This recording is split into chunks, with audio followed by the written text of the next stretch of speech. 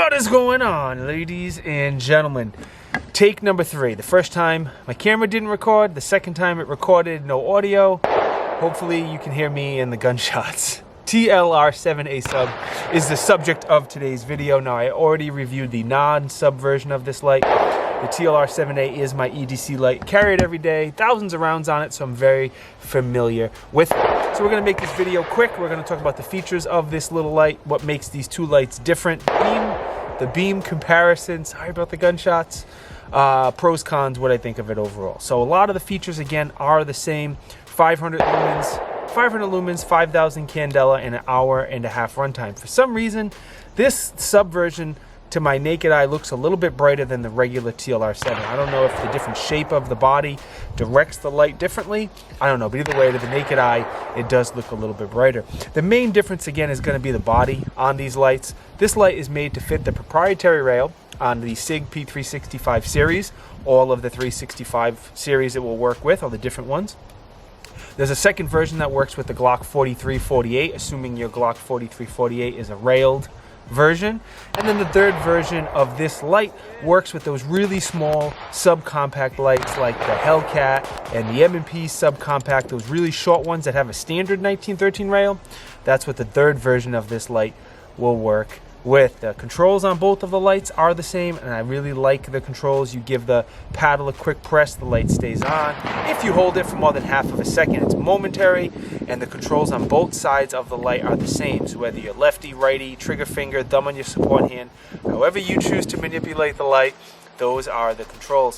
Like a lot of Streamlight products, it has a 10-tap programmable button. You press the button 9 times, hold it on the 10th, and that's how you enable or disable strobe if you're into strobe. God bless you. They can also take the same battery. It is a CR123, and again, you get an hour-and-a-half runtime on that CR123. Mounting, super simple. There's a screw. Back out the screw to take it off. Put it on, tighten down the screw. It's simple as that. You can use a, I used a 9mm casing, flathead screwdriver. Any of those things will tighten it or loosen it for you. Like a lot of Streamlights, it does have a lockout feature as well. You give the bezel a quarter turn, that locks it out if it's in a range bag or something you don't want to turn on accidentally. And then the battery does go in and out through the front of the light as well, which is good. You do not need to take the light off of the gun to replace the battery. It is also waterproof, 1 meter, 30 minutes. Before we take a look at the beam pattern, let's take a look at the dimensions. There we go, the dimensions. And I also need to thank the sponsor of today's video, which is Paragon Weapon Light Cleaner. This stuff is dope. I don't know what makes it different from other cleaning products, but it's made to clean the lens on your weapon mounted light, and I've tried every home remedy from simple green to erasers to chapstick, and if your lens on your weapon light gets dirty, this is the best way to clean the lens on your weapon mounted light, in my humble opinion. One thing I want to call out is going to be the price. Streamlight pricing is kind of all over the place. It's going to be $130 to $100-ish in that price range. These are still hard to find right now in November of 2021, but that's kind of the price range. One of the reasons they're so affordable is they are made, the parts are made in China and assembled here, just so you know. So if that bothers you, this may not be the light for you. Streamlight is a US-based company, and they do employ a lot of employees in the US, which is good. All right, beam pattern time. Starting off at the indoor range, the targets are 10, 15, and 20 yards away. A little closer now, the targets are 5, 10, and 15 yards away. The closest tree is 5, next tree is 10, and then that fence is 15 yards away. Now we are 15 yards away from that bush, and you can kind of see the spill and what the hot spot looks like. Now we're about 10 yards away, a little closer, same bush. You get the idea. Now, as far as the testing that I have done, I did not do quite as much testing on this sub version that I do on most lights, because I have a TLR7 and I've done so much testing and shooting with this, and I'm so comfortable and familiar with it.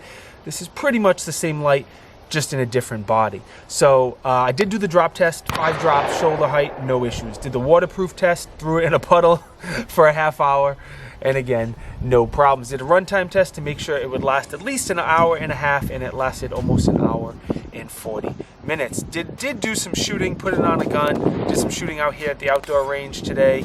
Did shooting at an indoor range, including some low light shooting as well at the indoor range. And I also carried it for just about a week, maybe 2, but it was just about a week. A lot of drawing from the holster, no issues. Shot steel, shot my foam dummies, and we didn't have any issues with the light. So through all of that testing, I'm going to say the biggest pros with any Streamlight product, especially this one, is going to be the value in what you get for the money, durability, especially for the money. The beam pattern for such a small light is pretty darn good. Don't compare it to 1,000 lumen Streamlight, Surefire, whatever. But for the size light and the single battery, it's a pretty darn good beam pattern. As far as cons, it looks kind of funny. I know half of you are not going to care about how the light looks, but in the Instagram world we live in, I know a lot of you boys and girls are going to care how it looks. I think on a P365 or a Glock 43, it kind of looks funny. On a P365 XL or a Glock 48, it kind of sits flush with the muzzle and it doesn't look as funny. Overall, I think this is the best light for those really small subcompact guns. If you're going to put a light on your small subcompact guns, this is my choice. The Surefire is not a bad light. I like that you can swap the battery, but the performance and the controls, in my opinion, are not great. The Olight, fully made in China from a Chinese company, if that bothers you, and you can't take the battery out. So if you're at a training or something, the battery dies, you're screwed. Your battery's dead, your battery's dead. I really like to be able to take the battery out and swap batteries. That's my preference. So as of right now in November 2021, this is my favorite light for those small subcompact guns. Let me give you a quick dad tip here. If you're going to put a light on your gun, I highly recommend you get some training. There is techniques to using a light properly, a weapon mounted light properly, or even a handheld light properly in self-defense. So get out and get that training and don't die. As far as my disclosure, I have pretty much zero connection to Streamlight. Some of the other Streamlight reviews I put out, they shared the link on their page, which was dope. Greatly appreciated that they do that. But I bought this light. Once again, I don't remember where I bought it, so we're going to pretend that I bought it from Brownells, but I bought it, I paid for it myself. Let me thank the sponsor of today's video again, Paragon Weapon Lighting Cleaning. In my opinion, the best way to clean the lens on your weapon mounted light if it gets dirty and caked on and disgusting, and it should if you're shooting a lot. These are the other companies, let me get in the center here. These are the other companies who support me with affiliate links. I appreciate them, they are good companies. And the link and the discount code are down in the video description.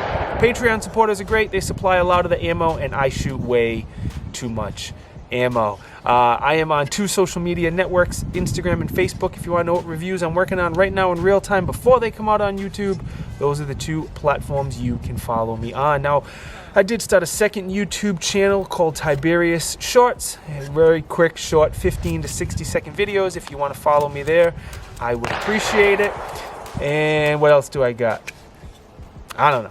More than anything else, let me thank you guys for watching. It is truly, truly appreciated. I say this in every video, and I honestly mean it. Every time you guys like, comment, subscribe, enable the bell notification, share a video, any of those things truly helps me out, and I truly, truly appreciate it. Hopefully my mic's working, and I'll see you guys next time. Peace.